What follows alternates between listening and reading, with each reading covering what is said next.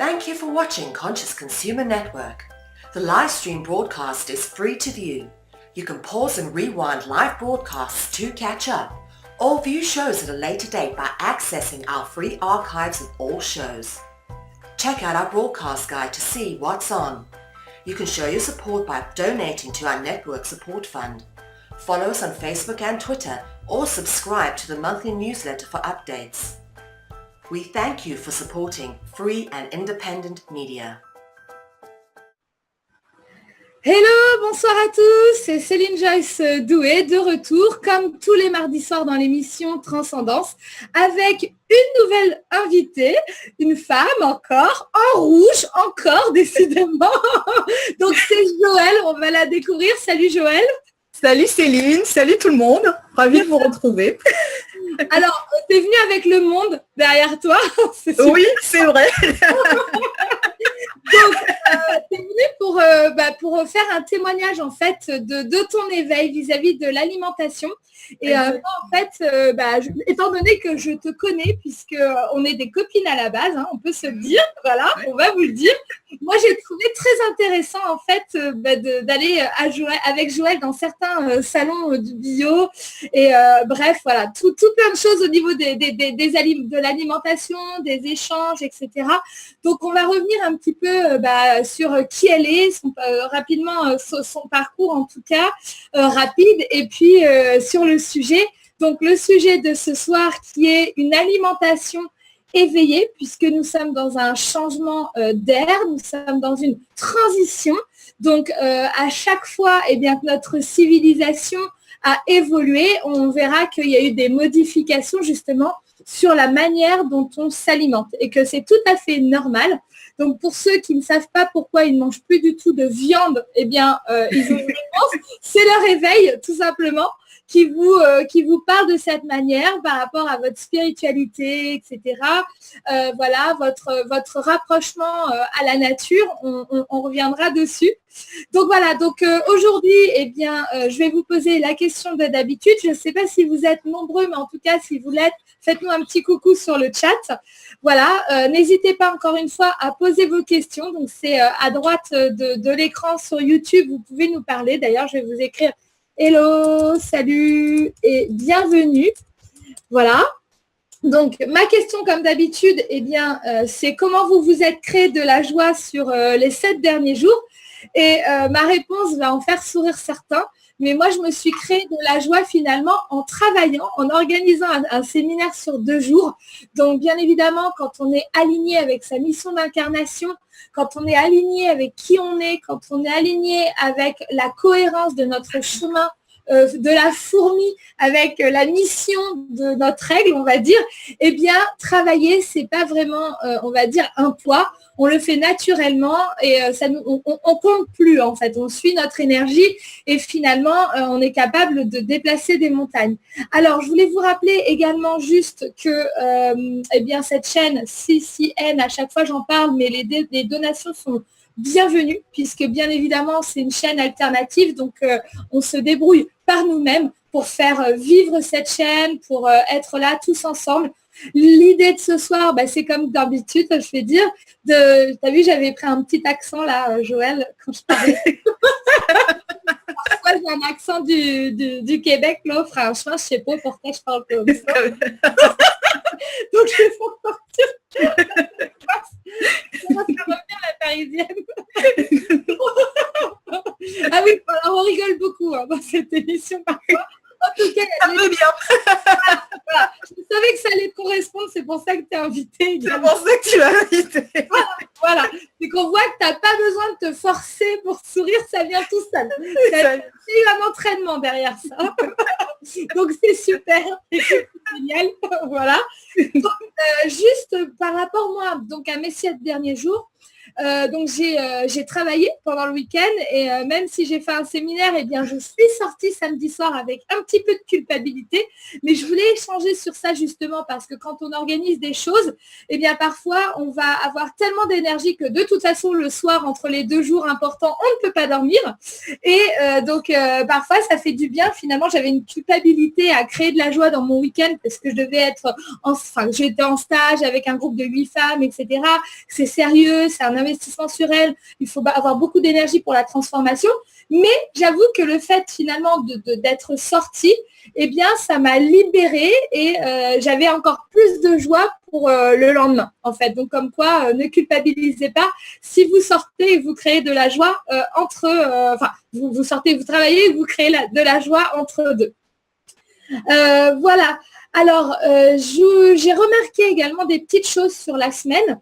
Je remarque en fait, donc il y a beaucoup de gens en fait qui sont venus dans les lectures d'âme et je voulais justement rappeler que le concept de la lecture d'âme, eh bien, c'est des gens qui recherchent un chemin, une direction, ou du moins qui en ont marre de porter le masque du paraître et ils sentent qu'en eux, ils sont quelque chose d'autre et ils ont envie d'entendre qui ils sont.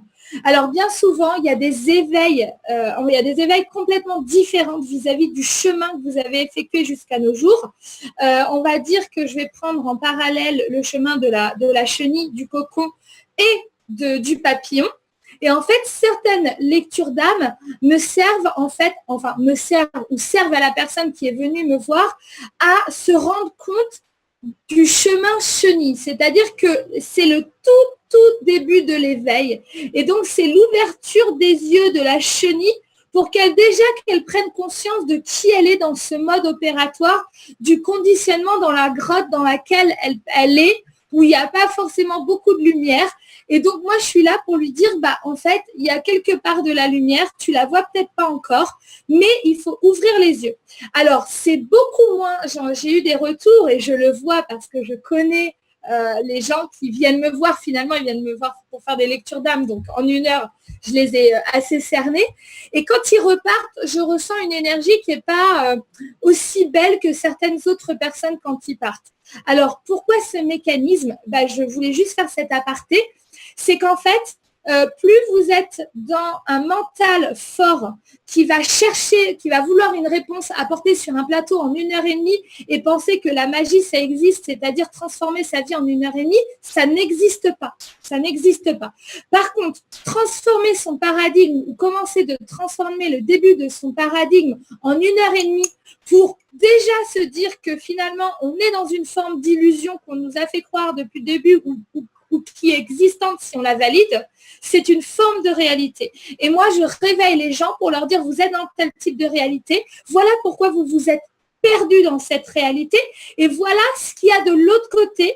Il y a une autre forme de réalité, il y a un nouveau paradigme justement dans lequel on va adapter une autre alimentation, un nouveau paradigme dans lequel on va s'entretenir différemment, veiller sur soi différemment, s'entourer différemment, mettre un cadre différent, fonctionner différemment tout simplement.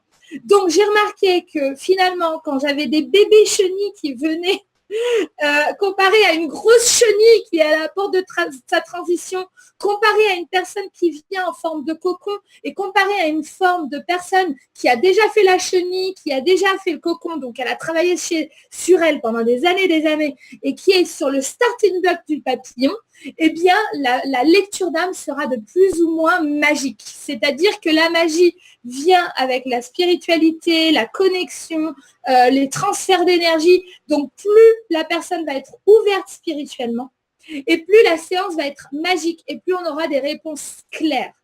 Et moins la personne est éveillée, plus la personne est conditionnée et qu'elle croit en une seule forme de réalité, et plus le réveil se fera dans une forme de théorie avec bien évidemment des choses qui nous descendront parce qu'on est toujours accompagné par nos guides, par en tout cas ce qui nous protège et la lumière et les gens qui nous guident au-dessus.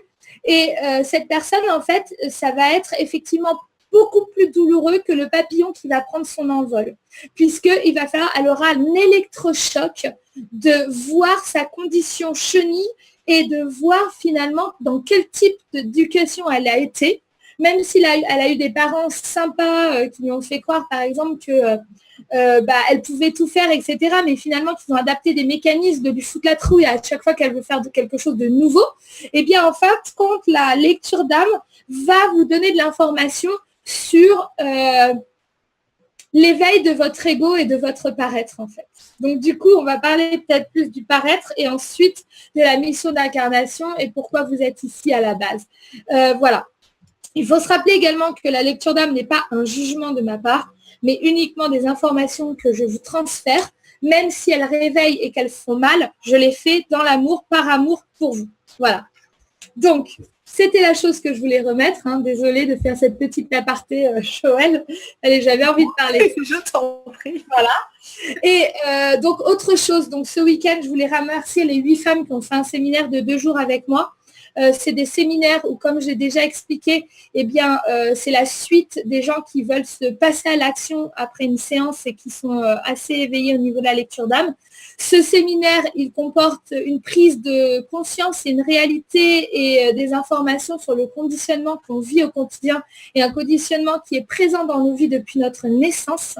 Donc, il y a une forme de prise de conscience, des déclics, un dépouillement avec des exercices liés sur un exercice complémentaire qui est assez complet sur la sophrologie, la méditation, la connexion à là-haut, une forme d'hypnose et de transfert d'énergie.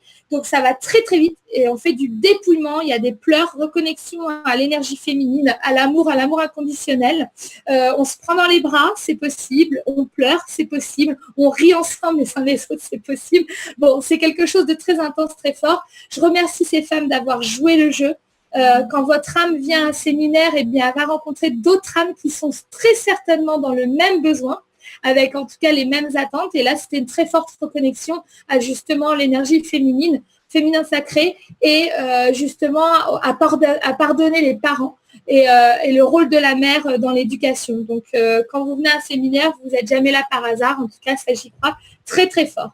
Ensuite, il y a le développement du leader. Et puis, enfin, j'ai créé un outil pour avoir un concept marketing et business par rapport à votre mission d'incarnation pour vous faire créer des choses dans la matière.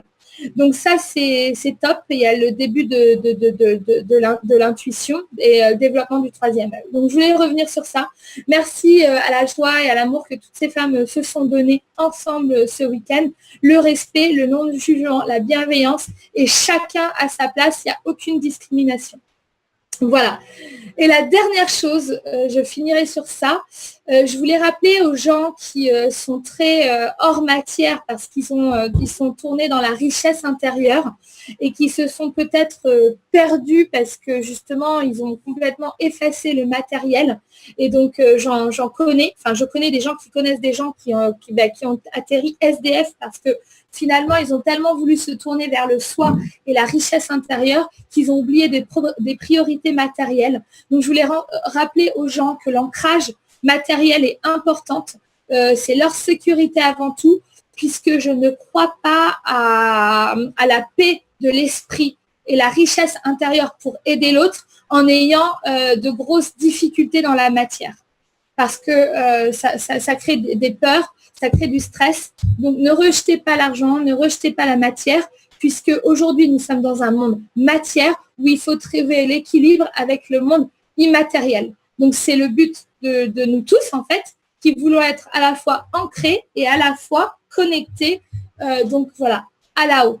Et je voulais rappeler également à certaines personnes qui, eux, finalement, recherchent que la matière en oubliant la richesse intérieure, que la matière seule ne nous rend pas heureux. Et j'ai encore eu un exemple hier soir dans une sortie, une personne que j'ai rencontrée par hasard.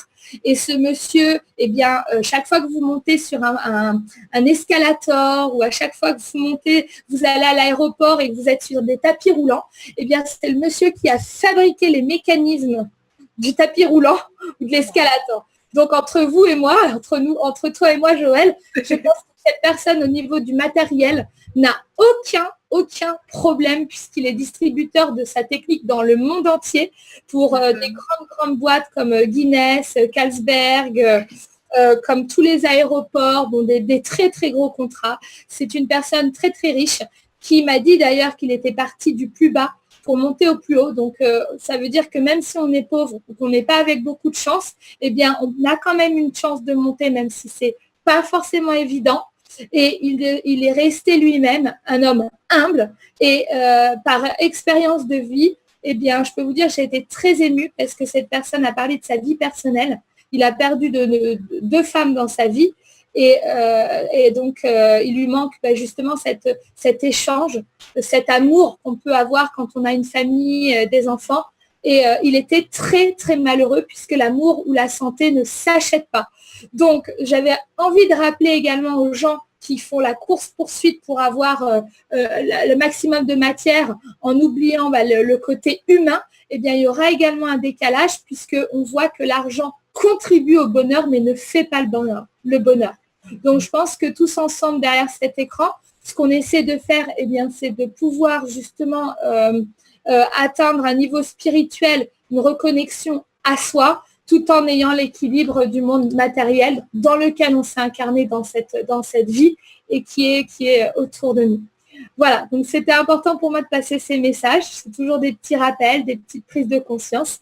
Et merci pour les gens qui suivent cette émission et qui m'ont fait des retours. Ça fait toujours du bien et toujours chaud au cœur.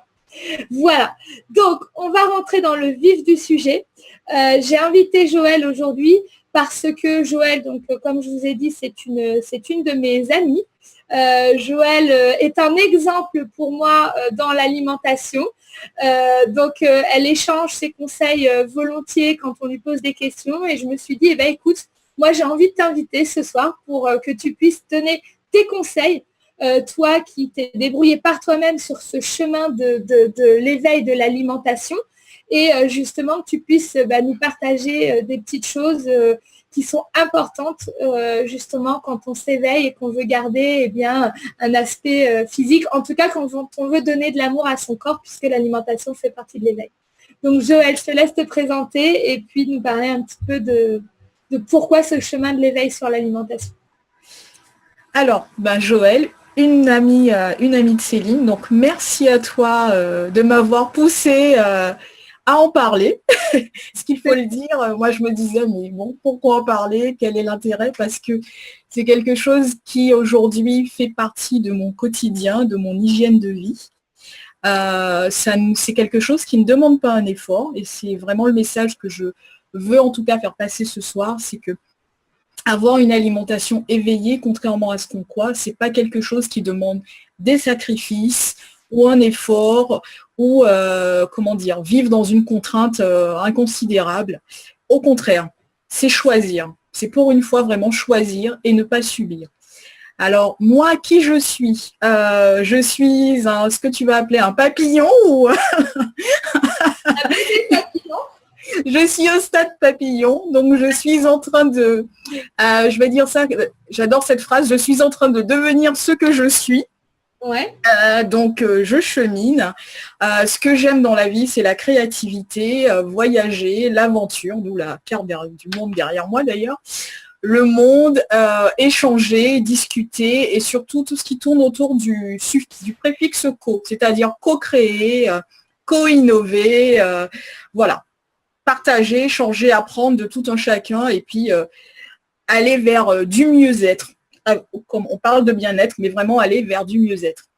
Alors les gens remarqueront que les copines que j'invite, elles ont souvent une carte du monde derrière elles.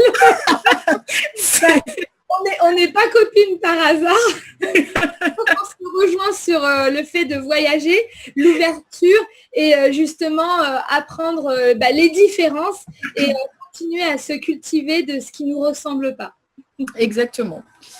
Alors, comment est-ce que j'en suis en arrivée à là? Donc, je viens des îles. Donc, je vais remonter un petit peu à la genèse, parce que toute histoire démarre toujours par une genèse. Donc, je viens des îles. Et chez maman, papa, on mange frais, parce que généralement, dans les îles, le jardin n'est pas loin, la mer n'est pas loin. Donc, on mange frais. On mange... épicé, donc ce qui veut dire que les épices, les aromates, les herbes ont vraiment une importance dans notre cuisine, c'est quelque chose qui est fondamental. Et je suis la dernière d'une fratrie de 4 enfants. Donc je me souviens quand j'étais toute petite, mes frères et sœurs, eux, ils avaient droit à la fameuse cure d'été avant la rentrée des classes, où effectivement mes parents, ma mère notamment, concoctaient une espèce de boisson à base d'herbes qu'ils devaient boire, entre guillemets, pour purger l'organisme. Et moi, petite, Voilà, moi étant petite, mes frères et sœurs me disaient tout le temps, toi, tu es la dernière, tu as de la chance, tu échappes à ça. Parce qu'évidemment, généralement, ça n'a pas bon goût. Les enfants, ils ne comprennent pas trop pourquoi on leur demande de faire ça, mais ils le font. Et puis voilà. Donc moi, j'ai grandi avec ça, avec quand même cet état d'esprit, des plantes, voilà. Donc quand on avait un petit rhume, j'étais déjà assez tournée vers la recherche d'une médecine naturelle, entre guillemets. Et puis, les années ont passé, évidemment, et donc ça doit remonter maintenant à 8 ou 10 ans de ça, à peu près. J'ai tout d'abord arrêté le café. Voilà, le premier truc, j'ai arrêté le café à la fin de mes études. Je suis passée au thé. Le thé m'a ramené vers le thé vert. Et puis, je crois que ça avait démarré simplement pour une question d'inconfort. Alors, je ne sais plus si c'était des odeurs corporelles ou si c'était sans arrêt de ballonner après avoir mangé. Et je me suis dit, tiens, je me souviens, j'en parlais comme ça à ma mère et qui me dit, mais tiens, pourquoi tu ne ferais pas une cure d'aloe vera? Effectivement, mes parents avaient l'habitude d'acheter du jus ou du gel d'aloe vera. Et donc, ça a démarré, mais vraiment, on va dire innocemment comme ça. Mon éveil a démarré comme ça. Et étant curieuse de nature, j'ai cherché à savoir de fil en aiguille comme ça, tiens, les vertus de l'aloe vera et ci et ça. Et j'ai compris, j'ai pas oublié le sujet, j'arrive à l'alimentation, mais avant d'arriver à l'alimentation, j'avais quand même 2 rendez-vous annuels qui étaient mes cures de l'automne et mes cures du printemps. Alors ça, c'est quoi la cure de l'automne? Alors la cure de l'automne, ça dure pour moi, au début ça a duré 1 semaine, maintenant je suis passée à 3 semaines, on va dire en cycle lunaire, 28 jours, d'ailleurs comme le cycle féminin. D'accord. Donc quasiment 1 mois, où pendant 1 mois, je vais vraiment manger, même si je mange toute l'année sainement, mais on va dire, je vais éviter les sauces, les plats en sauce, je vais éviter tout aliment gras. Pardon? Comme quoi, par exemple, les aliments gras? Tout aliment gras, charcuterie, qu'est-ce que je peux vous dire d'autre?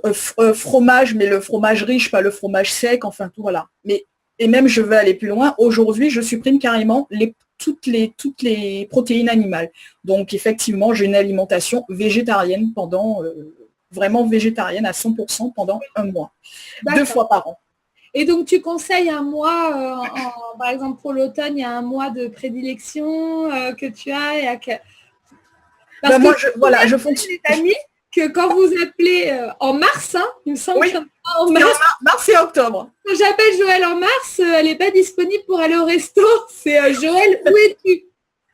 C'est exactement ça. Mars et automne, ce sont mes 2 mois de cure. Donc là, ce sera légumes,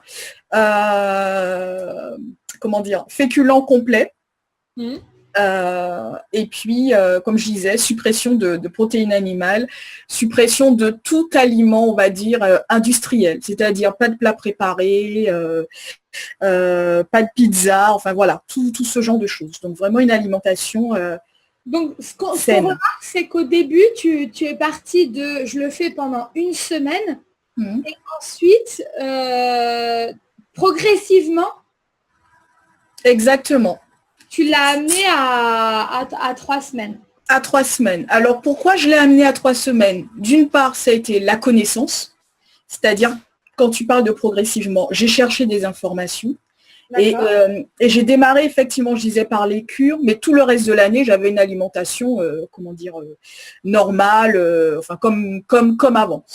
Et je me suis rendu compte que ces 2 pauses, donc les fameux changements de saison, de même qu'on le fait déjà dans notre maison, on parle bien du nettoyage du printemps par exemple. Et souvent à l'automne, il y a également encore des brocantes.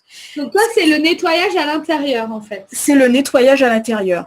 C'est des périodes également clés, surtout quand on vit dans des zones tempérées, quand on observe simplement la nature. C'est-à-dire que le printemps, la nature, elle se prépare. La sève, elle ne monte pas en 24 heures comme ça, boum, et voilà. Non. Nous, c'est un peu ce que tu disais tout à l'heure en disant aux gens, on ne voit pas forcément le changement. On se dit même qu'on stagne parfois, mais c'est parce que tout est en sous-marin ou en souterrain. Et le processus souterrain, parfois, il est beaucoup plus long, même très très long, avant de voir les floraisons. C'est exactement ce que je dis aux gens, parce qu'on dit aux gens, vous créez votre réalité, c'est vous. Alors quand les gens ne sont pas éveillés, c'est quoi, je crée ma réalité, mais qu'est-ce que tu racontes? En fait, votre réalité est une empreinte énergétique finale dans la matière de ce qui s'est passé dans l'invisible. Donc, ça transforme dans des mondes invisibles et dans votre intérieur. Vous ne pouvez pas vous ouvrir, voir ce qui se passe dans votre tête. Exactement. C'est vrai. Donc, du coup, qu'est-ce que tu fais? Puisque tu vois pas comment ça broue, ça se mélange à l'intérieur. Exactement. T'es fermé, mais il y a un moment donné, il se passe des trucs sur d'autres plans et il se passe des mécanismes de transformation à l'intérieur, que ce soit pour l'alimentation ou autre chose. Et puis, à un moment donné, petit à petit, dans ton extérieur, tu changes tes actions petit à petit, tu t'éduques avec douceur et amour. Voilà. Et puis, c'est un chemin initiatique de l'alimentation. En tout cas, c'est ce que j'entends. Exactement. Tout à fait. Et finalement, on en reviendra plus tard, mais ce que tu dis, j'ai envie de rebondir là-dessus parce que aujourd'hui, donc 8 années après, avec toute la connaissance que j'ai, ce que je constate, c'est que souvent, on a tendance à considérer le corps, notre corps à nous, notre pauvre corps, comme étant un simple véhicule ou un simple contenant, et que généralement, on s'en occupe quand on est malade, quand il y a un gros truc qui nous tombe dessus, et à ce moment-là, on se dit, là, il faut que j'aille voir le médecin, etc. Sauf que quand on finit par comprendre ce que tu dis très justement, qu'une transformation, c'est un tout, c'est-à-dire que ça implique le corps, l'âme, l'esprit, et que ces 3 éléments-là, même s'ils sont de dimensions différentes, mais ils appartiennent à une même unité, on se rend compte qu'à ce moment-là, que ce que je fais à mon esprit impacte mon corps, ce que je subis au niveau émotionnel impacte mon corps, de même que la considération négative ou l'apport négatif au niveau de l'alimentation que je gère à mon corps aura un impact également sur mon esprit ou sur mon émotion. Et donc, quand on est dans un processus de transformation, peut-être que pour moi, ça a démarré par l'aspect corporel, physique ou alimentaire, mais Céline me connaît aujourd'hui, ça a enclenché tout un tas de processus derrière. Donc, peut-être que pour vous, c'est le spirituel qui a été le premier déclencheur, ou le mental, par un burn-out. Mais peu importe, à un moment ou un autre, vous allez réussir à râler les différents chaillons de la chaîne, en fait. Maillons de la chaîne, pardon. Et c'est un tout. Et c'est vraiment important de prendre en compte l'alimentation. Donc, comme disait Céline, aujourd'hui, vous êtes peut-être végétarien, ou vous vous demandez pourquoi vous ne supportez plus le gluten, vous êtes intolérant à plein de choses parce qu'on voit énormément d'allergies se développer. Souvent, c'est aussi une alerte pour nous dire, attention, prends en considération ton corps. Ce n'est pas qu'une enveloppe comme ça. Ce n'est pas, au contraire, il faut en prendre soin parce que c'est le seul véhicule qu'on aura toute notre vie, j'ai envie de dire. Voilà. Ben ouais. Il n'y a pas de casse, il n'y a pas de je change de voiture ou un concessionnaire et voilà. Non, ça fait partie d'un tout. Et il faut en prendre soin. Donc, vas-y Céline, tu voulais dire quelque chose? Oui, je voulais dire quelque chose vis-à-vis de ça et je vais prendre une métaphore en fait. Donc, il y a une énergie yin et une énergie yang également. L'énergie yin, on va dire que c'est le socle de la bougie et l'énergie yang, c'est la flamme. D'accord? Donc, quand, par exemple, moi, je sais que vis-à-vis de ma personne, parfois, j'ai tendance à négliger mon véhicule corporel, justement, auquel je devrais faire beaucoup plus attention. Donc, chacun est sur son chemin d'éveil par rapport à ça. Mais il faut faire attention pour ceux qui sont un petit peu hyperactifs, ou qui sont toujours à fond, qui ont beaucoup, beaucoup d'énergie et qui font également beaucoup de transfert d'énergie, qui sont dans la spiritualité, etc. Une lecture d'âme me demande très souvent d'être dans une fréquence alpha. Donc, ma vibration va être très souvent très, très haute. de recevoir de l'énergie pour faire des transferts, moi, je prends ma dose en même temps. Du coup, par exemple, je vais me lever le matin à 9 heures, je vais me coucher à 3 heures du matin et puis me lever à 8 heures pour travailler et renchaîner des cycles comme ça en permanence parce que finalement, je ne sens pas mon socle fatigué. Donc, mon énergie yin, mais du coup, ce que je suis en train de faire dans ce mécanisme-là, c'est comme ça qu'on break down, c'est-à-dire que ton corps, il va se couper à un moment donné de cette activité. Et c'est souvent le problème des gens qui ne sont pas assez ancrés et qui sont toujours dans esprit. Et corps, corps, ah oui, ça c'est mon corps, au fait. Je viens de voir que j'ai pris 10 kilos en 10 jours, par exemple. Tu vois. Exactement. Donc ça, c'est toujours le socle de cette bougie qu'il faut préserver. Donc, on le préserve notamment par le sport, la condition physique. Pour garder la forme, on parle de la marche et puis des exercices de corpo, enfin des exercices où tu te dépenses. Cardio. Voilà, du cardio. Donc, tu as 2 types pour garder la forme, mais aussi pour raffermir. Et après, bien évidemment, l'alimentation. Exactement, c'est vraiment très très juste. Donc on a parlé effectivement des cycles des saisons. Donc je disais voilà que je faisais 2 cures par an. Et au fur et à mesure, en cheminant, je me suis rendu compte que en gros, tu fais tes 2 vidanges 2 fois par an, et puis le reste du temps, tu continues de manger comme d'hab.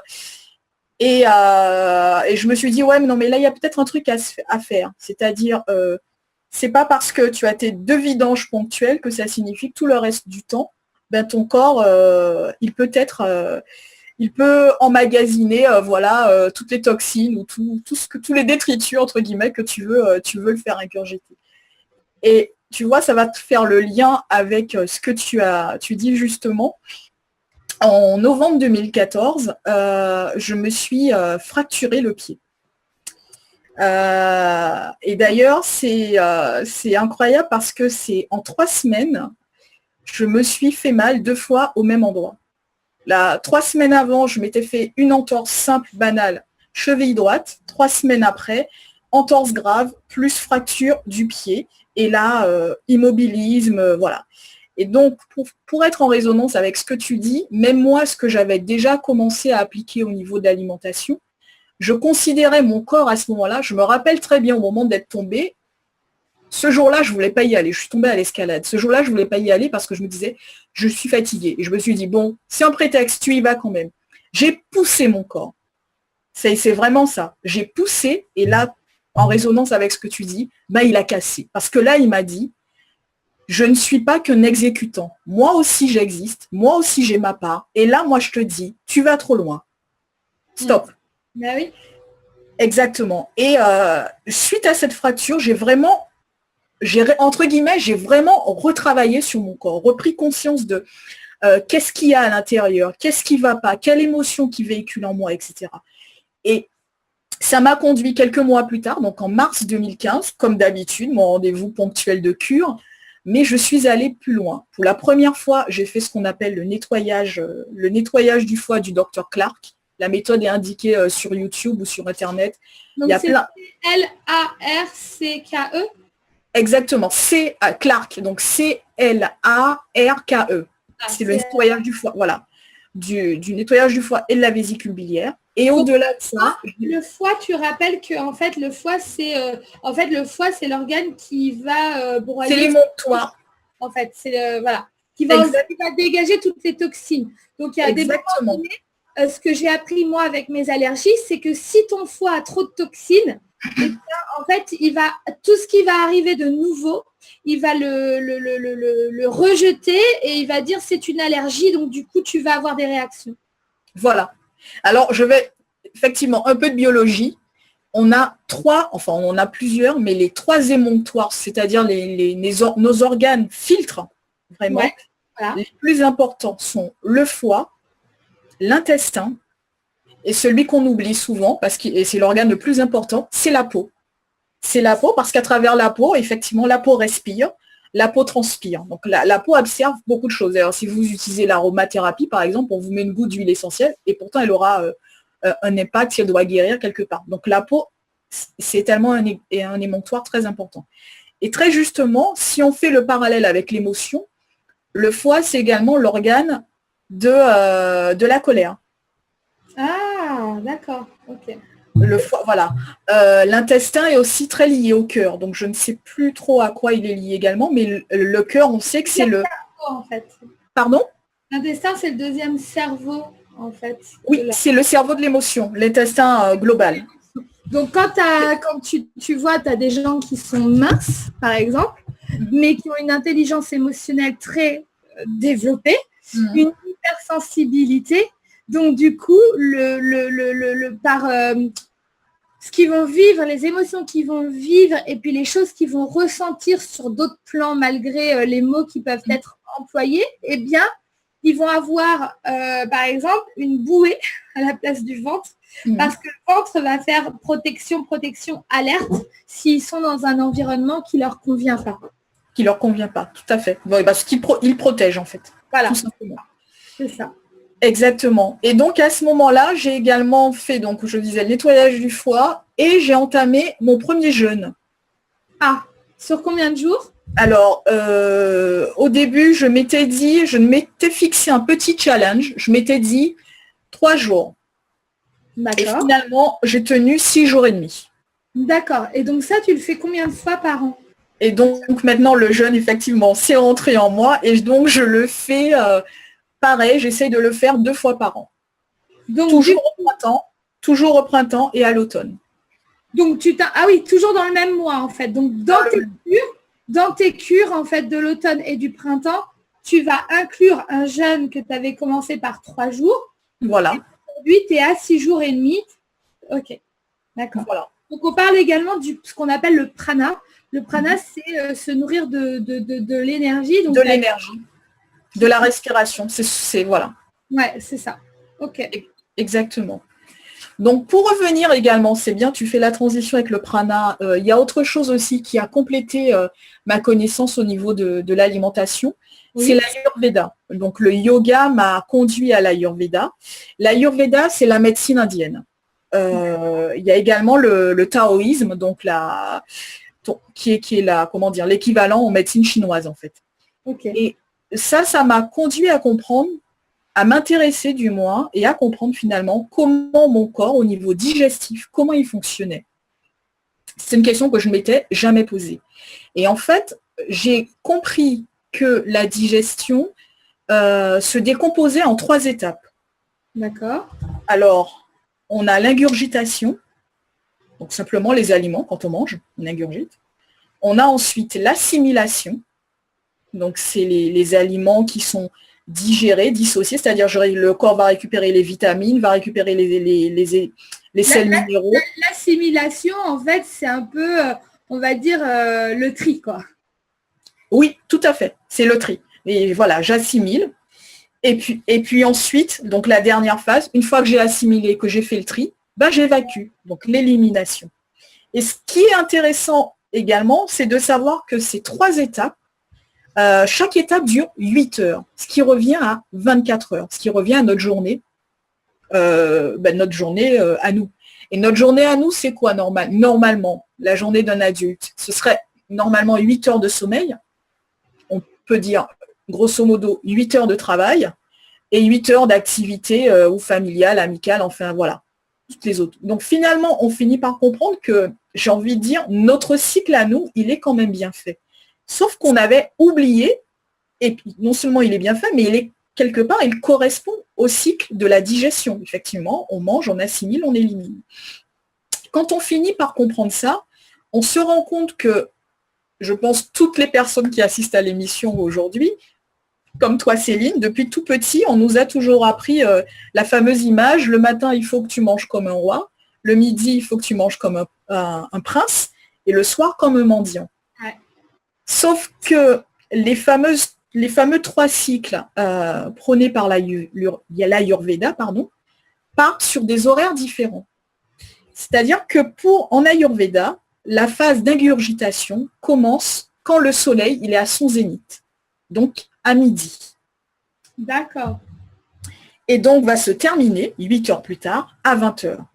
Et c'est pour ça que les moines, ou les gens les maîtres yogis, généralement, mangent entre midi et 20 heures. On va dire 20 heures pour nous, mais eux, ils sont même encore plus stricts. Ils s'arrêtent vraiment au coucher du soleil. Ensuite, il va y avoir une phase d'élimination qui se passe pendant la nuit. Alors, je rigole parce qu'en fait, moi, c'est rare que je mange avant midi. En fait, c'est rare que je mange. Tu vois, c'est très bien, mais j'allais venir dessus. En fait, je m'applique une règle que je ne connaissais pas. Bah oui, mais pourquoi? Parce que tu suis comme moi ton intuition et ton corps. Ton corps te dit qu'il n'a pas faim, tout simplement. Par contre, j'avoue, je mange après 20 heures. Je suis calée sur ça m'arrive. Ça m'arrive également. Et donc, souvent, qu'est-ce qui se passe? Quand on nous demandait, moi en tout cas, ça a été ça pendant toute mon enfance, où je me suis battue avec ma mère, parce qu'elle insistait pour que je prenne un petit déjeuner. Et moi, tout le temps, je lui disais, mais j'ai pas faim. Ouais. Mais aujourd'hui, d'ailleurs, je ne suis pas la seule à le dire, hein, vous pouvez regarder, je crois que notamment, il y a le nutritionniste Cohen qui en parle, parce qu'ils se rendent compte que ce fameux triptyque, manger comme un prince, etc., ça venait simplement des lobbies de l'industriel agroalimentaire qui poussaient des petits déjeuners très riches, alors qu'en fait, notre corps, à ce moment-là, il est en phase d'élimination. D'accord. Si d'ailleurs, j'ai envie de dire, c'est con, hein, on dit bien petit déjeuner. Et moi, je me disais tout le temps, mais je me rappelle disant à ma mère, pourquoi on dit petit déjeuner alors que c'est le repas, soi-disant, le plus important? Ouais. C'est pour que ça passe mieux, mon enfant. Exactement. Mais en plus, ce qui est encore génial. Ce qui est petit et sympa. Exactement. Prends le terme anglais, breakfast. Fast. Fast en anglais signifie jeûner, comme exactement. Break, rupture. C'est rupture du jeûne. Ouais. Toute personne qui pratique le jeûne vous dira qu'effectivement, après avoir jeûné, c'est pas l'aliment le plus riche et le plus complet que vous allez manger. Au contraire, vous allez vous réalimenter tout doucement. De même que si demain vous êtes malade, etc., après un rhume ou autre, généralement on recommence à manger tout doucement. On n'a pas un gros appétit. Ça redémarre tout doucement. Donc, quand le corps il est au repos, il faut redémarrer tout doucement. Donc, pour revenir à l'alimentation, moi je suis revenue à ce que mon corps m'a toujours dit pendant des années, j'ai pas faim le matin. S'il m'arrive, comme tout le monde, d'avoir faim le matin, qu'est-ce que je vais manger? Des aliments qui m'aident à aller toujours dans le processus d'élimination. Donc, en l'occurrence, les fruits. Les fruits ou un jus de fruits, faire un smoothie, faire ce genre de choses, parce que les fruits, c'est l'aliment qu'on digère le plus vite. D'accord. Un fruit, généralement, il reste dans l'organisme maximum 2 heures de temps. Donc, ce que tu es en train de dire, c'est qu'il y a une phase d'élimination. Entre midi et 20 heures, on mange. Et après 20 heures, c'est quoi comme phase? Donc, de 20 heures jusqu'à 8 heures, donc jusqu'à 4 heures du matin, on est en assimilation. Ah oui, on assimile. Voilà. Et de 4 heures du matin jusqu'à midi, on élimine. Donc, à ce moment-là, c'est pour ça qu'il est très important, notamment pour les personnes constipées, de démarrer la journée avec un verre d'eau. En tout cas, du liquide. Et si tu bois un café directement le matin, je pense que c'est pas terrible, ça. C'est absolument pas terrible. Pourquoi? D'ailleurs, si on regarde une grille des aliments, le café, il est classé en quoi? Il est considéré et classé parmi les excitants. Ouais. Au même titre que l'alcool. Est-ce qu'on aurait l'idée de démarrer sa journée avec un verre de whisky, par exemple? Certains le font, mais moi pas. Oui, non, mais c'est vrai, je grossis le trait. Surtout sur un estomac vide. Un café sur un estomac vide, c'est énorme. C'est comme si, est-ce que tu apprécierais que le matin, tu aies un réveil, je ne sais pas, que quelqu'un te réveille avec de l'eau glacée sur le visage? D'accord. Donc, on maltraite son corps, en gros, si on fait ça. Et puis, on est violent. Donc, finalement, et d'ailleurs, il n'y a qu'à voir. Quand on est amoureux ou quand on a un enfant malade, qu'est-ce qu'on fait généralement? On va lui faire ses aliments préférés ou des aliments très doux. S'il est malade, on va lui faire une soupe. On va lui faire des choses qui sont très douces. Finalement, le rapport qu'on a avec notre corps, tu as tout à fait raison, c'est qu'on est très violent. Et il faut réapprendre à être doux et à être bienveillant avec son corps.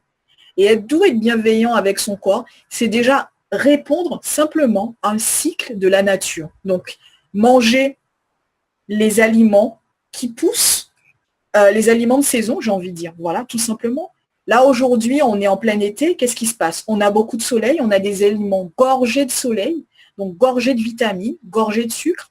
Et notre premier besoin quand il fait très chaud, c'est l'hydratation. Si on observe bien, on a énormément de fruits riches en eau. La pastèque, le melon, ça ne pousse pas au mois de décembre, ça pousse maintenant.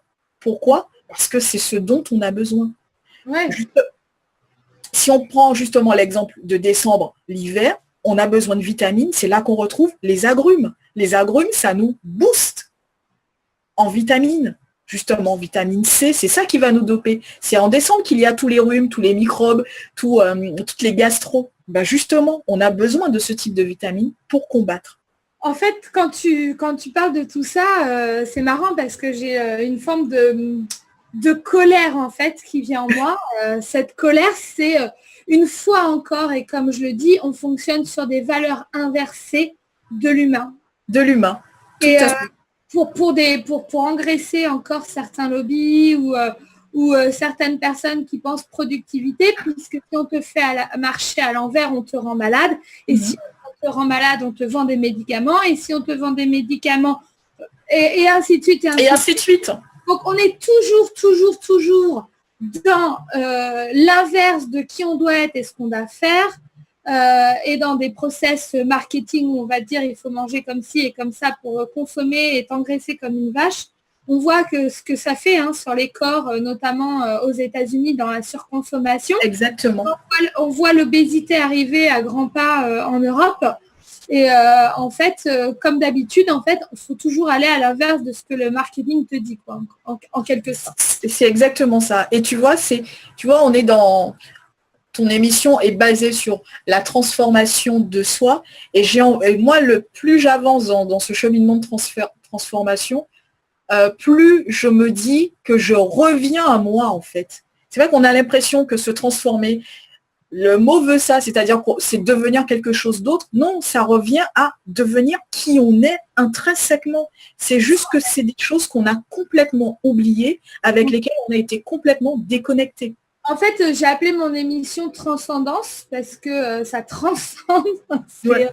Ça va. Mais en fait, j'ai le terme aussi transmutation pour réactiver en fait.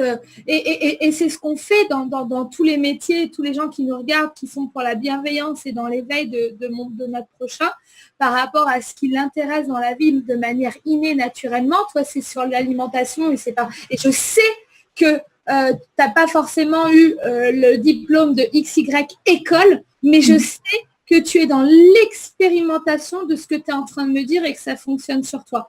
Donc, exactement. moi, je suis plus dans montre-moi que ça marche. Et puisque ça marche pour moi, ça veut dire que c'est quelque chose qu'il faut respecter parce que tu es allé chercher toi-même l'information et tu as fait toi-même ton chemin sans qu'on te mette de disquette pour X, Y, Z et t'accompagner. Exactement.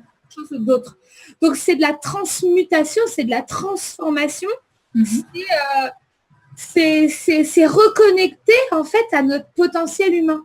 Et toi, exactement. Tu dis par exemple sur l'alimentation pour le respect du corps, moi je vais le faire sur reconnecte avec ta spiritualité et reconnecte à ta divinité, puisque personne t'a dit que tu avais un côté divin de la création où tu allais recevoir des idées.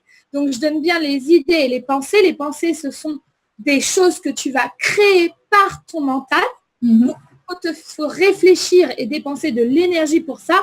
Et les idées te viennent avec fluidité quand tu te reconnectes à la voix de ton cœur et à ton intuition. Donc, en fait, ce qu'on est en train de dire dans cette émission, c'est qu'on est en train de rendre à l'homme ce qui lui appartient tout simplement. Tout simplement.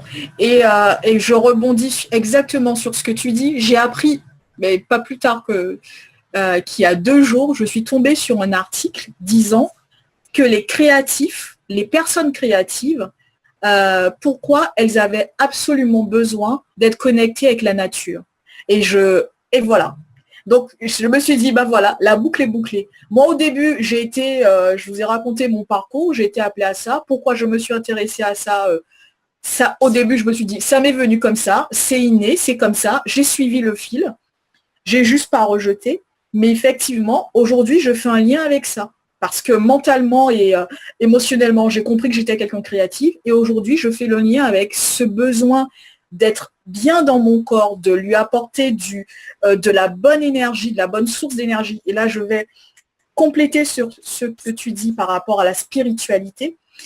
Pourquoi aussi avoir une bonne alimentation? C'est-à-dire que l'alimentation, tout d'abord, comme la respiration, c'est notre première source d'énergie. Ensuite, on a l'eau, évidemment. 70% de notre organisme est composé d'eau. Je crois même que c'est 80%.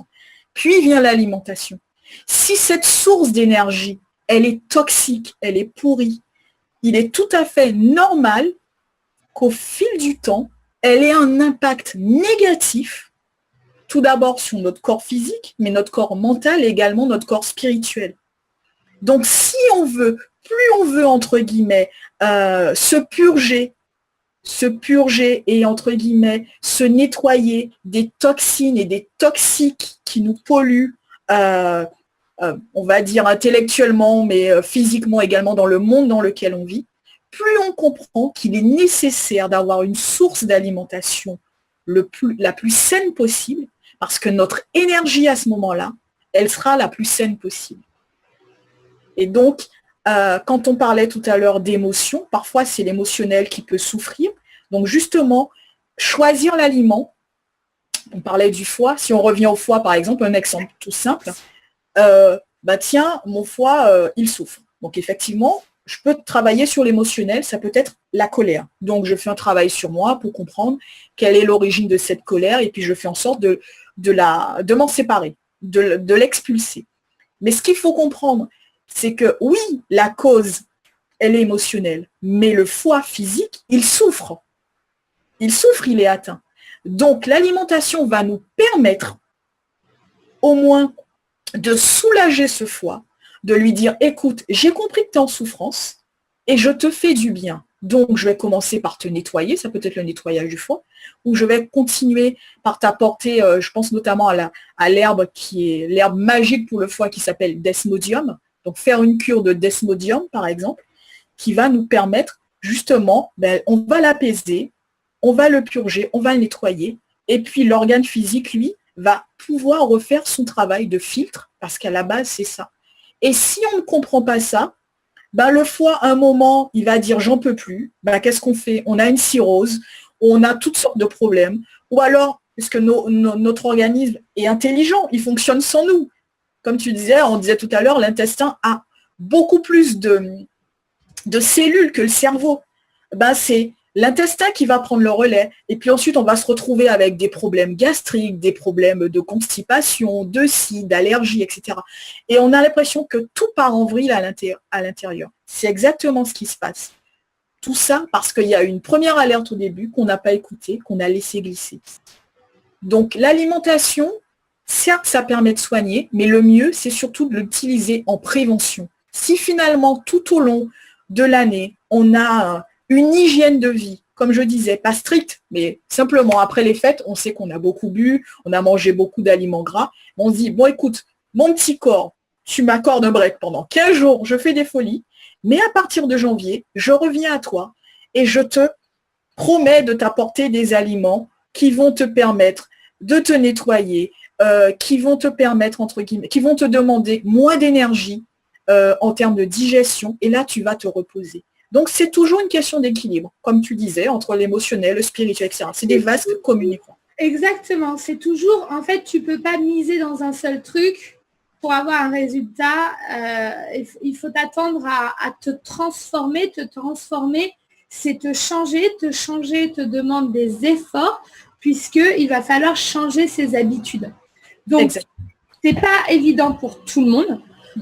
Certains changent leurs habitudes en 21 jours. Certains gens changent leurs habitudes en 42 jours, en 63 jours, enfin bref.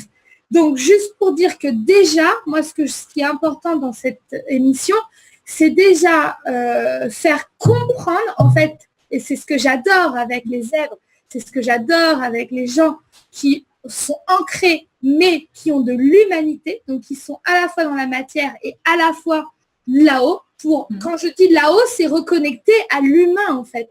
Quand on me dit tu fais de la spiritualité, en fait, moi, parfois, je dis je fais de l'humanité. C'est marrant, mais c'est vrai.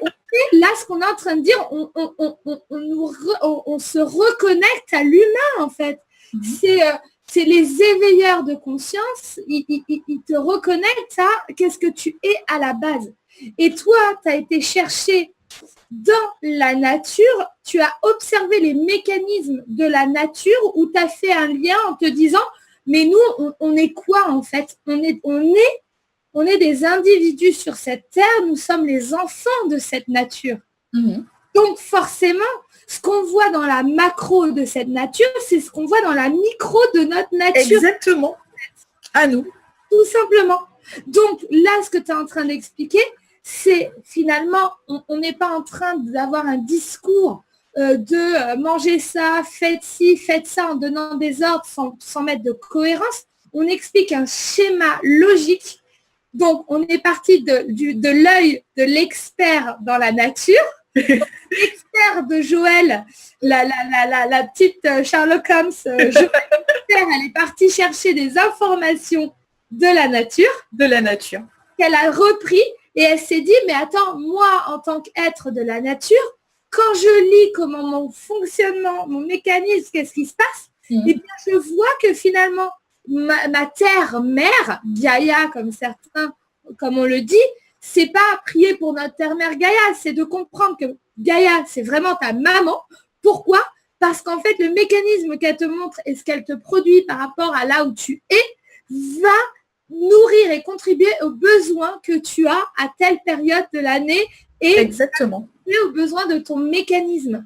Donc, on se rend compte qu'une fois encore, on efface tout le surplus de la consommation qu'on veut nous donner pour des lobbies et encore une fois, pour de la dépense, pour enrichir un mécanisme économique dont les rouages aujourd'hui sont en train de péter. Exactement. Donc, exactement. Voilà. Alors, moi, j'ai des questions à te poser quand tu parles d'alimentation saine, etc. Moi, j'entends tout de suite les gens se dire « Ah ouais, non, mais c'est cool de parler comme ça, mais ça coûte cher de bien se nourrir. » Alors, Joël, est-ce que c'est vrai? Pas tant que ça. Et puis, j'ai envie de vous dire, quelque part, c'est votre corps. C'est s'aimer soi. Et aussi, si je divise par 2 ma consommation, du coup, je peux avoir le même budget pour mieux manger. Exactement. Mais en plus, c'est fou. On a peut-être parfois, bon, chacun ses priorités, mais est-ce qu'on va réfléchir et se dire, ah, j'ai des scrupules à mettre, je sais pas, tant d'euros sur telle robe parce que je craque. Cette robe me fait plaisir. Ok, d'accord. Mais là, le corps, c'est vital. On n'en a qu'un. La robe, j'ai envie de dire, la saison d'après, elle sera peut-être plus à la mode. Le corps, lui, c'est ce qu'on a à notre naissance, c'est ce qui va nous accompagner à notre mort. Donc, on n'en a qu'un. Si ça nous permet en plus de faire de la prévention, je ne vous dis pas les économies que vous faites derrière au niveau des maladies et des médicaments, etc. quoi. Exactement. Ensuite, sincèrement, est-ce que ça coûte cher ou pas? Non. C'est changer ces mécanismes, en fait. Comme tu disais très justement, je ne suis pas dogmatique, donc je ne vous dirai pas devenez végétarien, devenez végane ou. Non, parce que ça se ressent et chacun a son heure. Exactement. Moi je chemine vers ça. C'est exactement ce vers quoi je chemine. Aujourd'hui, je suis 85 à 90% du temps végétarienne. Voilà. Mais donc je sais que toi, parce que c'est juste pour toi par rapport à l'éveil. Et il faut savoir aussi que quelqu'un qui n'est pas en phase de transformation, qui n'a pas enclenché le processus, qui n'a pas enclenché le processus de l'éveil, eh bien, elle va manger peut-être X, Y, tel type de bouffe pour compenser des émotions. Donc, en gros, quand on fait des faux régimes à se dire on ne mange plus rien, on fait une accumulation d'émotions. On est dans la frustration, alors on est belle pendant une petite période et après, il n'y a pas de phase de stabilisation parce qu'on n'a pas fait une synchronisation entre les émotions du corps, ta psychologie avec ton alimentation. Et encore une fois, tu replonges, alors tu manges encore 4 fois plus qu'avant et tu reprends 2 fois plus de poids. Donc laisse tomber. Et voilà. Et pour compléter ce que tu dis, quand on parlait de manger sainement, c'est qualitatif, mais c'est également quantitatif. Et là, j'en viens très justement à ce que tu dis. Moi, j'ai appris à faire la différence entre l'envie de manger et avoir faim. Parce que ce n'est absolument pas la même chose. Et c'est vrai que depuis maintenant plus d'1 an, je n'ai plus de télé.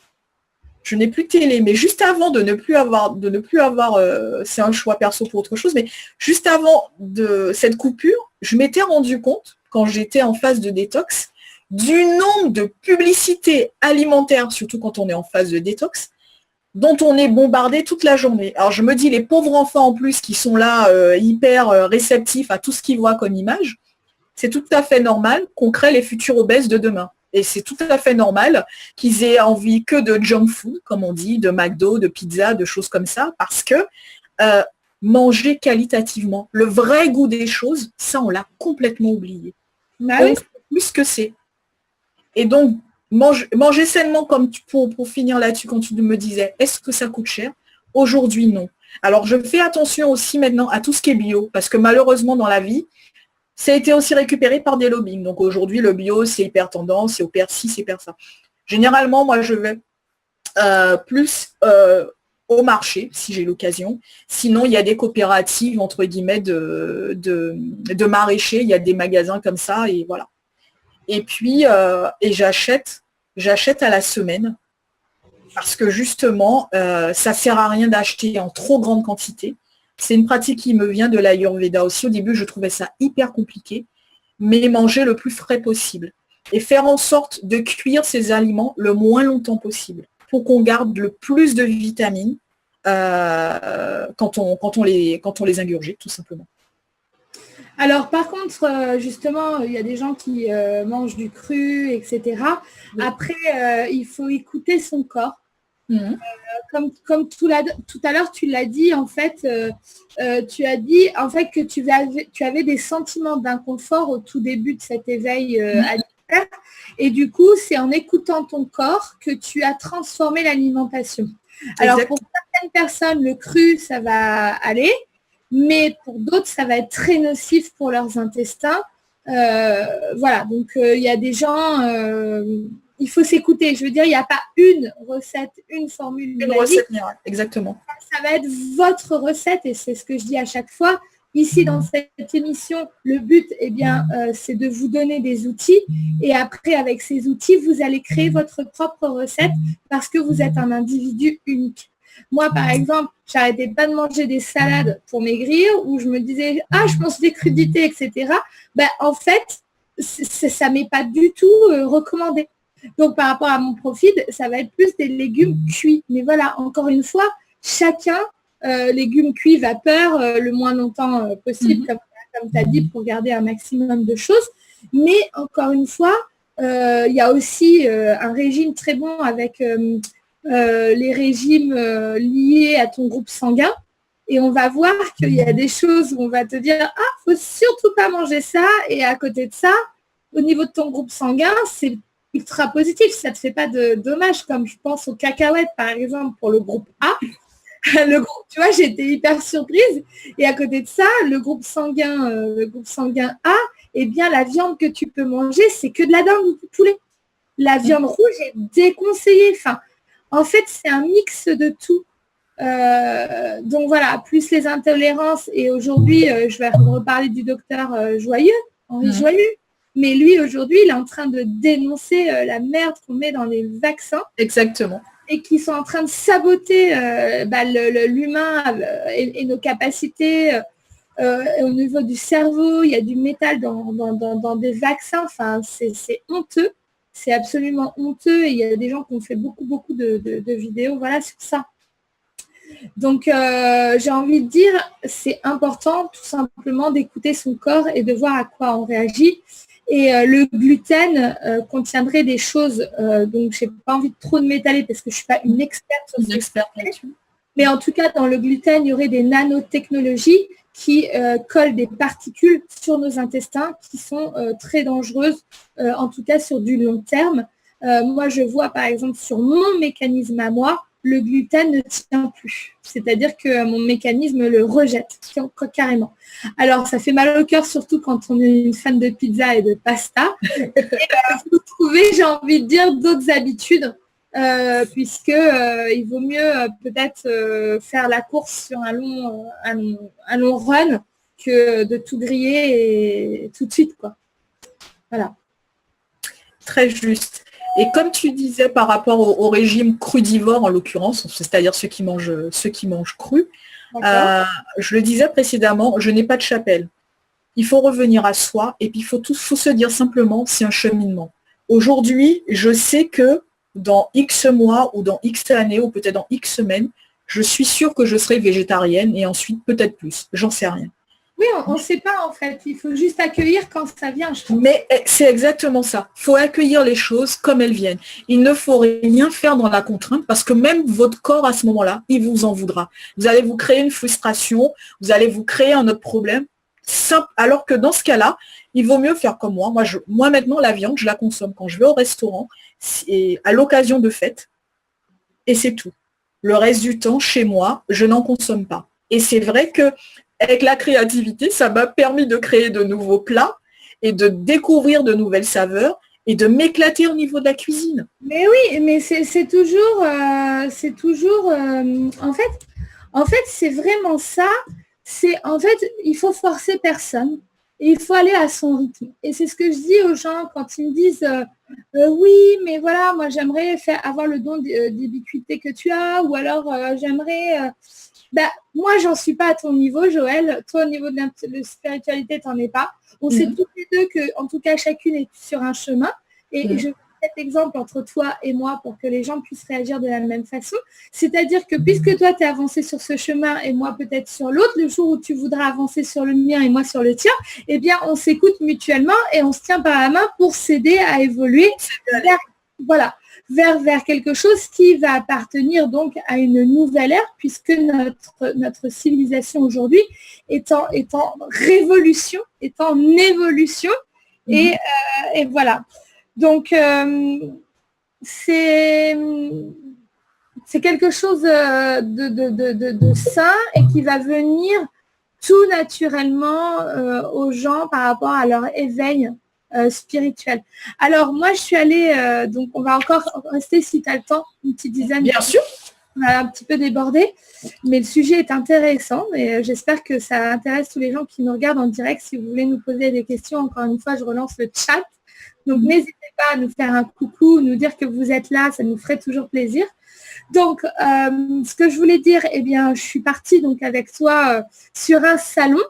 Oui. Alors, moi j'ai autant les gens parfois ils viennent chez moi et me demandent sur quelle planète je suis ou de quelle planète j'arrive. Et en fait, j'ai adoré parce que justement, quand je suis partie avec toi, je me suis dit mais sur quelle planète cette fille vit. Parce que en fait, il y a une transition aussi de la non-éveil alimentaire vers l'éveil alimentaire.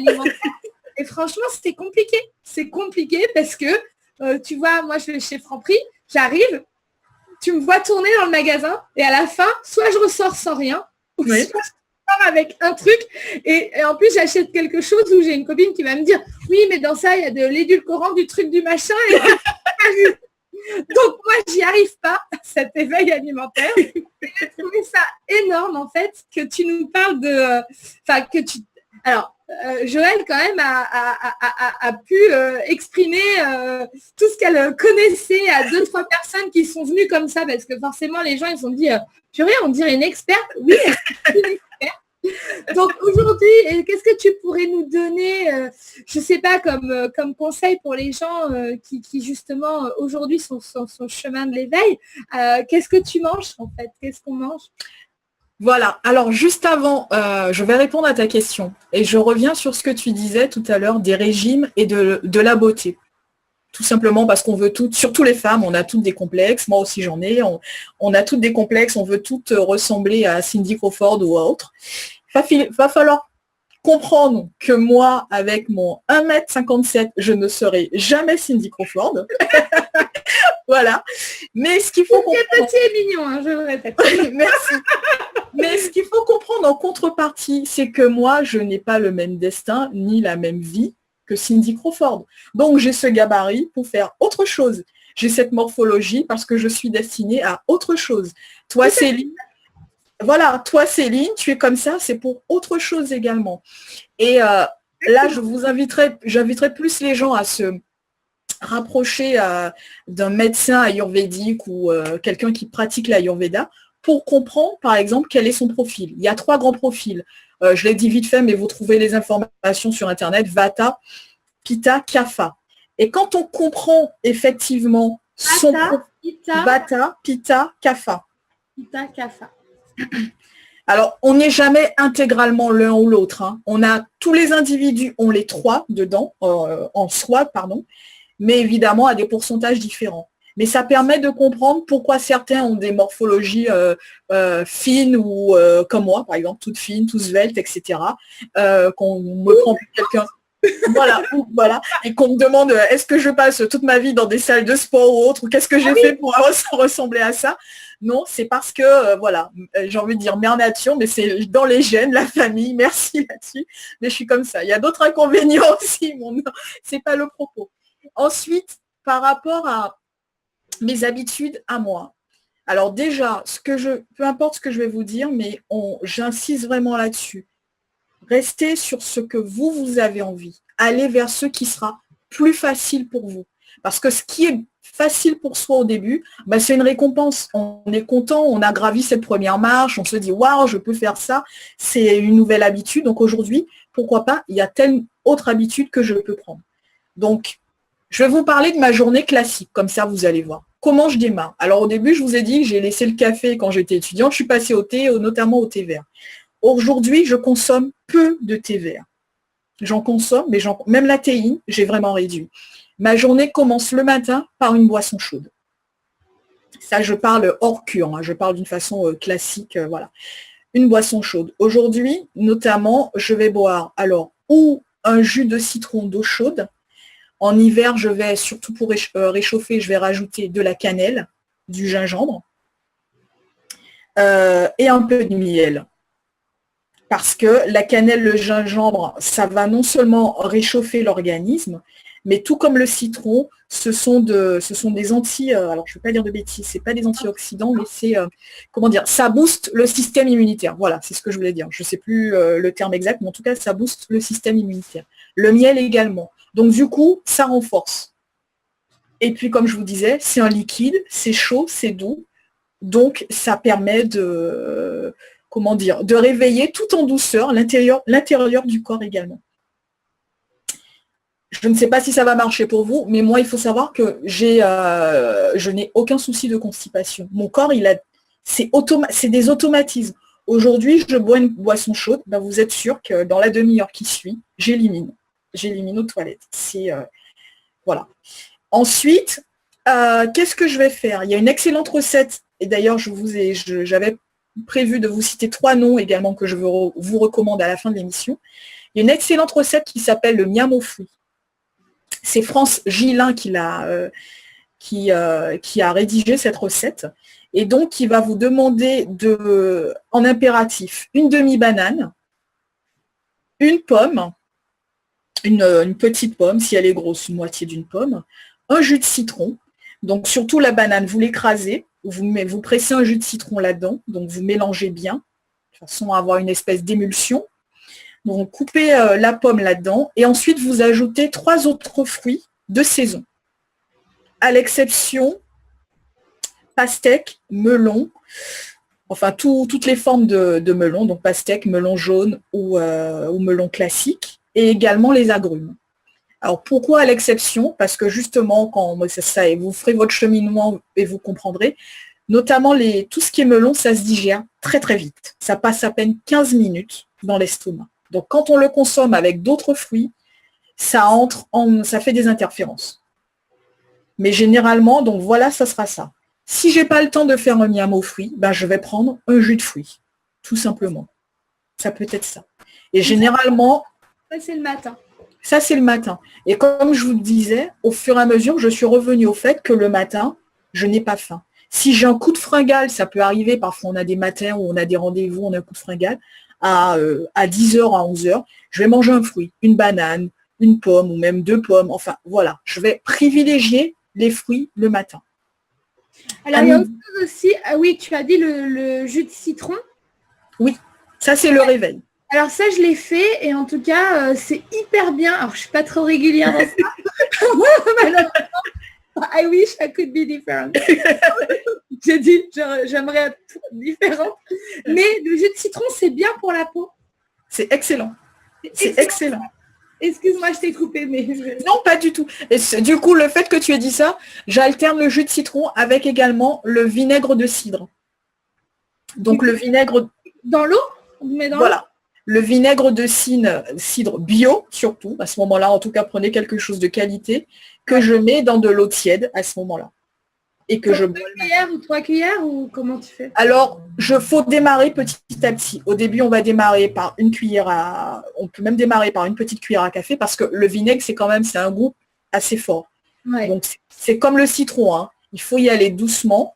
Et pourquoi j'alterne? Parce que comme on dit, l'excès en tout nuit. Le citron aussi, j'avais une amie par exemple, comme elle savait que le citron, ça permettait d'éliminer. Donc le matin, elle se préparait carrément 1 litre de cette boisson et elle a eu des soucis aux dents. Donc c'est ça que je veux dire, parce que le citron attaquait les dents. Ah oui, d'accord. Comme on dit, de toute façon, l'excès en tout nuit. Il faut faire les choses, mais il faut respecter les doses. Ça sert à rien. Voilà. Ça sert à rien d'aller plus vite que... Équilibre. Exactement. Ensuite, à midi, généralement, donc si je suis chez moi, ou même si je suis au restaurant, généralement, je vais prendre une entrée. Donc, il faut privilégier le cru avant le cuit quand on mange. Donc, voilà, si on mange du cru avant cuit. Donc, ça va être une salade. Ça va être une petite salade. Et ensuite, je vais faire une association, donc, ou féculents légumes ou légumes protéines. J'évite d'associer protéines et féculents parce que c'est beaucoup plus lourd. Et en fait, on se rend compte que généralement, un aliment qui est super lourd, en fait, c'est ma difficulté à moi, généralement. Le pire moment de la journée, c'est après le déjeuner. J'ai du mal à redémarrer. Là, alors, en fait, sur ça, j'ai quelques infos. En fait, si on mélange les féculents et les protéines, notre corps, si je ne me trompe pas, il va multiplier par 2 l'énergie qu'il doit produire pour justement digérer en fait, déjà décomposer et après digérer correctement.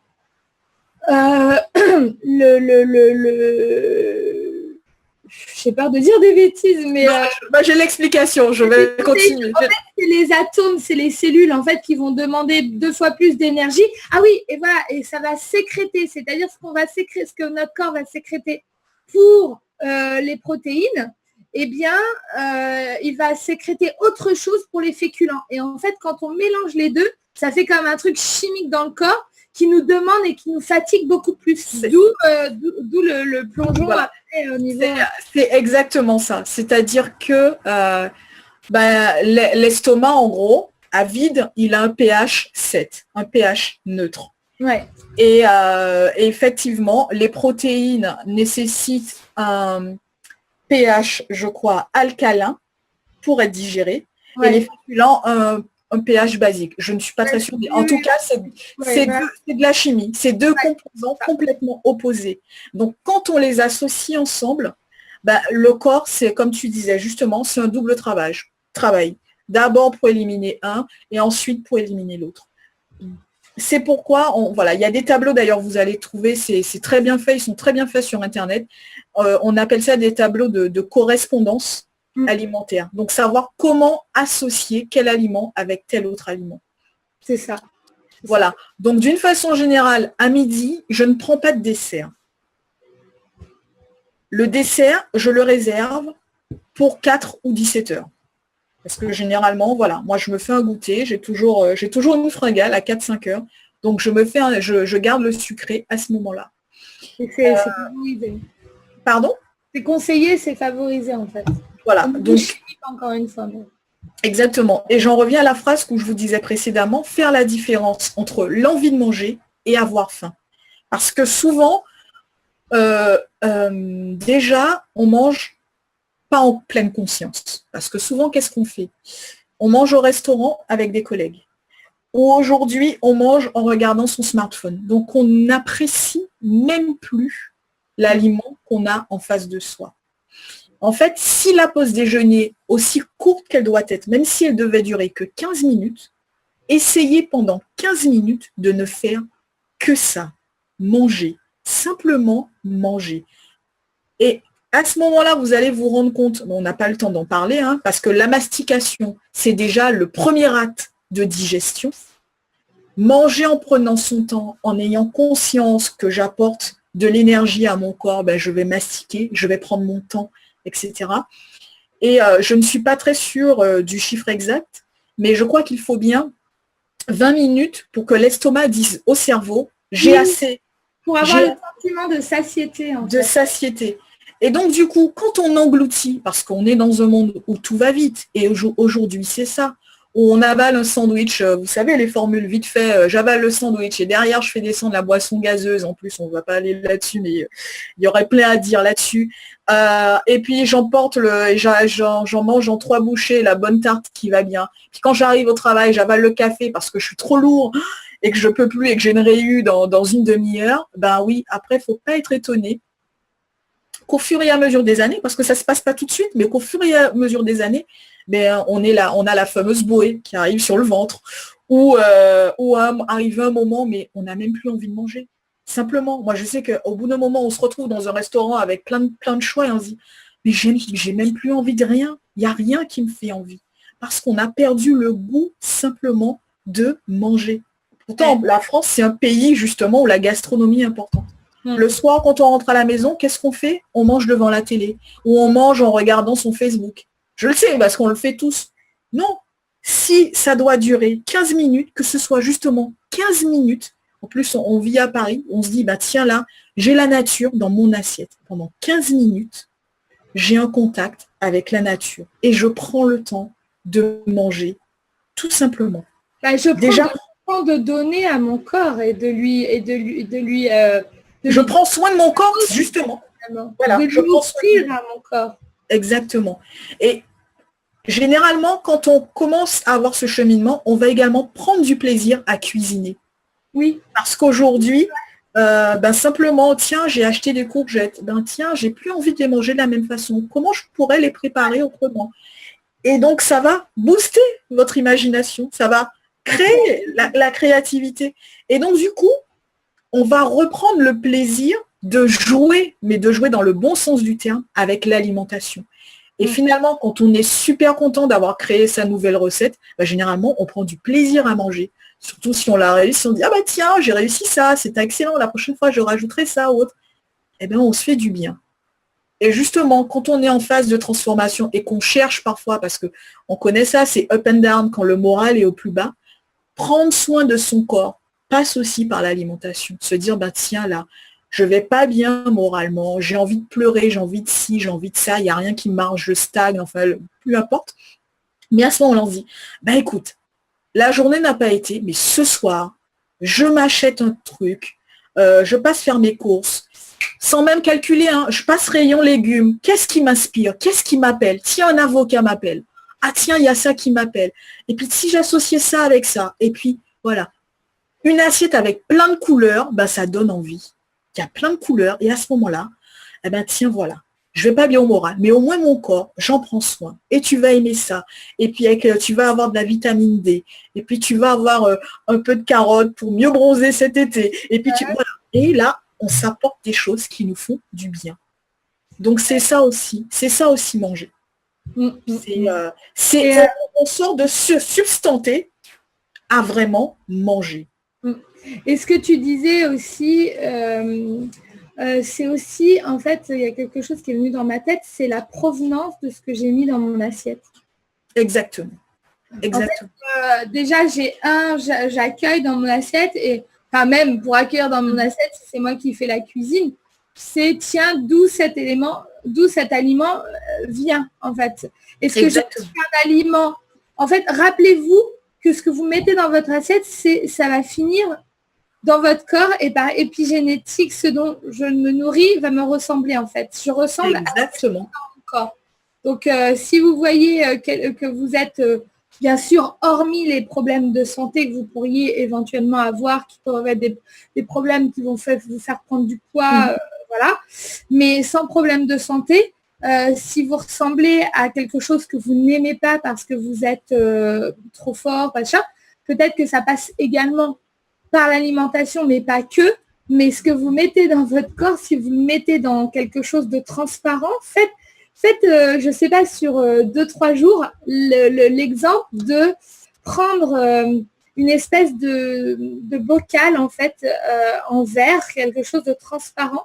Et ce que vous mettez dans votre corps, vous le mettez également dans ce bocal en verre. Donc, comme si vous alliez servir votre double invisible. D'accord ? Invisible. Vous avez votre double invisible. Et en fait, vous lui servez une cuillère à vous et vous servez une cuillère à lui. Et puis, vous allez comme ça entasser, en fait, et vous allez le mettre au frigo pour pas que ça pourrisse. Mais vous mélangez tout, en fait. Et vous allez voir les quantités et ce que vous ingurgitez. Et faire ça sur 3 jours, je pense que ça peut être un wake-up call, ça peut être un réveil de tout qu'on a mélangé pendant, ou une journée ou 3 jours et se rendre compte, en fait, pourquoi mon apparence physique ressemble à ça. Et vous allez voir si vous allez remplir une poubelle de déchets, de choses qui ont été fabriquées, processées dans des choses qui ne sont pas du vivant, en fait, directement sans transformation, ou si vous avez mis que des trucs sains qui, au final, vous font, je sais pas, un bocal de fruits et légumes de joli, en fait, ou quand vous le regardez, vous n'avez pas envie de vomir, quoi, en fait. Exactement. Moi, je pense à ça. Hein. Mais c'est très juste. C'est très juste. Donc, il y a 2 trucs que je retiens de ce que tu dis. La provenance. C'est aussi, quand je consomme déjà en local et en saison, si on veut faire un rapport avec l'écologie et avec notre planète aussi, parce qu'on n'en a qu'une, c'est se dire aussi que peut-être que j'ai favorisé le maraîcher du coin, tout simplement. Grâce à moi, voilà, la petite salade que je lui ai achetée va lui permettre de. Bon. Super, ça, oui. C'est déjà ça. C'est aussi se dire que là, c'est une alimentation vivante. Parce que quand on prend une salade qui vient de pousser là maintenant, c'est que la terre à côté de chez nous, elle vit aussi l'été comme nous. Donc, elle est bourrée de vitamines comme nous. Elle a reçu ce soleil et cette pluie comme nous. Donc, elle va nous apporter les nutriments et les éléments nécessaires à soi. Et l'autre chose que tu disais, se reconnecter ou se transformer ou se transmuter, etc., c'est aussi se reconnecter à ça, et j'insiste sur le mot ça, à sa beauté. Pas à la beauté telle que les magazines, etc., veulent nous montrer. On en revient à ce que je disais tout à l'heure au niveau des différentes morphologies, mais à sa beauté. C'est aussi accepter son corps tel qu'il est. On est petit, mince, gros, corpulent, voilà, tout ce qu'on est, mais c'est nous, c'est notre corps, c'est notre beauté. C'est faire avec les éléments que la nature nous a donnés dans un premier temps, et c'est comment conserver une peau nette, comment conserver un visage sans rides, comment conserver un corps sans graisse, c'est tout ça en fait. C'est tout ça. C'est créer la meilleure version de soi-même dans la beauté de ce que peut me donner mon propre corps. Et déjà de mettre une alimentation saine et de se respecter soi. Et bien sûr, il y a l'aspect matériel et je dirais il y a l'aspect immatériel de quoi je nourris mes pensées. Ça va jouer sur votre morphopsychologie et l'âge que les gens vont vous donner. Il y a des gens qui ont votre âge ou qui ont peut-être, il y a des gens qui ont peut-être ton âge, Joël, aujourd'hui, mais à qui on va donner 20 ans de plus que toi, puisque déjà, on va donner 10 ans de moins que ton âge. Oui, c'est ça. Donc, en fait, il va se créer un écart de 20 ans entre 2 personnes qui vont être le même âge. La même année. Donc, en fait, ça, je dis ça parce que moi, c'est toujours sur mes théories, voilà. C'est, pour moi, le temps n'existe pas, le temps a été fabriqué. Non, c'est le rapport au temps qui existe. Oui, Chacun a son... Voilà. Mais c'est Exactement. fabriqué, c'est-à-dire qu'il n'y a pas une norme du temps, en fin de compte, c'est le rapport. On va modifier le rapport au temps. Et en fait, ça, c'est aussi une des clés de la transformation, c'est de la déprogrammation de la croyance du temps qui fait que même le jour où je vais devenir mère ou grand-mère, si je deviens grand-mère, je ne vais pas me conditionner, en fait, au temps et au fait de devenir une grand-mère, parce que si je me conditionne à ce que c'est une grand-mère de ce qu'on apprend dans le conditionnement, bah, je vais prendre 10 ans en moins d'un an. Exactement. Et c'est de la déprogrammation, donc il faut se déprogrammer de toutes ces méthodes, de toutes ces choses qu'on nous a mis au niveau de l'alimentation. Et pour chaque éveil de civilisation, pour chaque éveil de l'homme, je rappelle que l'homme est parti quand même du cannibalisme. Aujourd'hui, on ne se mange plus entre nous, enfin du moins nous. Une partie de la planète, en tout cas une bonne partie d'un bon pourcentage de la population. Mais je rappelle qu'on se mangeait les uns les autres à la base. Donc, ne plus manger d'animaux, ça sera peut-être fou dans 100 ans de dire qu'on mangeait des animaux. Vous voyez ce que je veux dire par rapport j'en suis persuadée. Voilà.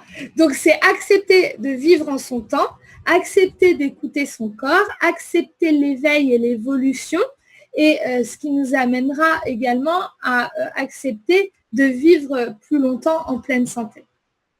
Exactement. Voilà. C'est très juste. C'est bien résumé. Donc, il est 22h32.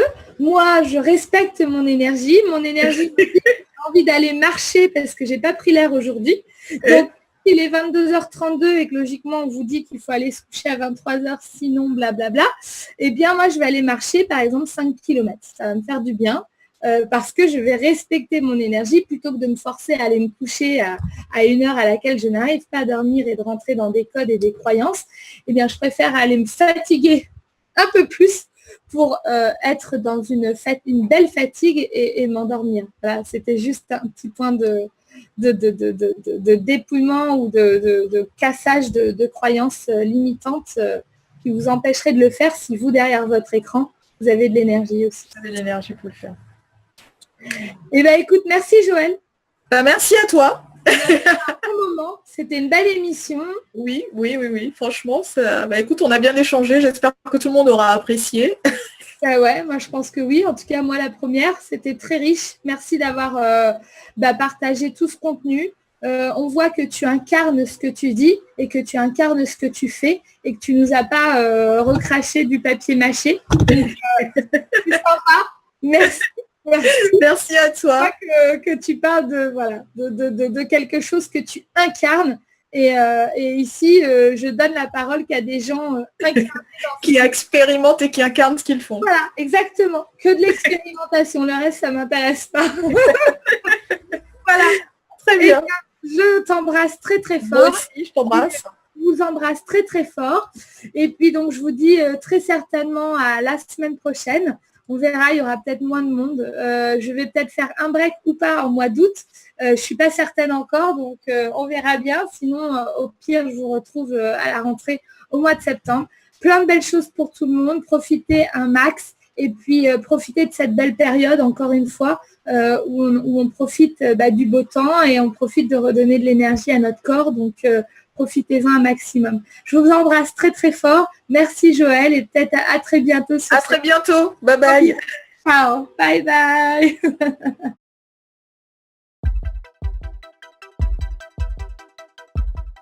Conscious Consumer Network was designed to create a live broadcast TV network for free and independent media and has been live on the air since the 1st of January 2015. CCN gets millions of minutes watched every month and is viewed in over 140 countries, having produced around 1,400 shows and counting. And you know, it's very hard to get on the mainstream media, of course, the corporate media that's getting tighter and more monopolized and more restrictive for any outside information. The live broadcasts are free to view and all shows are archived in high definition on YouTube. CCN plays host to a stellar team of broadcasters and producers, all of whom rely on the network to get their message and information out to the world. CCN has continued to evolve, constantly seeking to create greater media usage and opportunities for both broadcasters and viewers, including supporting projects such as the newly launched ConsciousCommunities.org, a brand new social media platform that is free to use and has been created for those dedicated to the pursuit of freedom, justice, peace, and sustainability to come together and co-create the solutions to a better world. Due to the constant heavy usage, we are in need of replenishing and replacing of key hardware and infrastructural wear and tear. This includes the fixing and replacing of parts of the live broadcast equipment system, as well as increasing storage capacities for content and projects. Without this, CCN and its affiliate projects will simply not be able to continue. Conscious Consumer Network is a publicly funded project, and it is up to you all to keep CCN on the air. Support our funding drive with a donation or become a monthly pledger. We thank you all for supporting free and independent media.